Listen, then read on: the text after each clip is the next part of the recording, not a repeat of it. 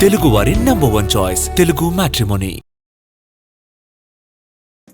చేజారిపోయిన #1 కోసం మళ్ళీ ప్రయత్నాలు మొదలుపెట్టింది బాలీవుడ్.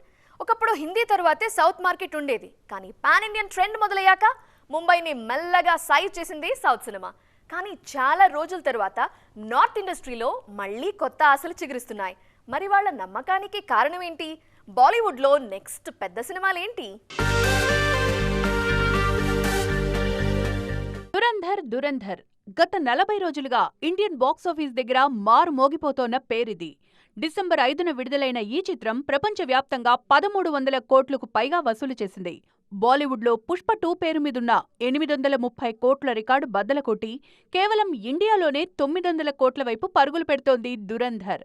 దీనికంటే ముందు చావా, యానిమల్ సత్తా చూపించాయి. గత 3 ఏళ్లలో జవాన్, పఠాన్, గదర్ 2, యానిమల్, చావా లాంటి సినిమాలతో బాలీవుడ్ మళ్లీ గాడిన పడింది. ఇక దురంధర్తో చేజారిన #1 తిరిగి దక్కించుకోవచ్చనే నమ్మకం కలిగింది. జనవరి 23న బార్డర్ 2 వస్తుంది. ఈ సినిమాపై భారీ అంచనాలున్నాయి. ఇది క్లిక్ అయితే ఈజీగా 500 కోట్ల క్లబ్లో చేరడం ఖాయం. 30 ఏళ్ల నాటి బార్డర్ సినిమాకు సీక్వెల్ ఇది.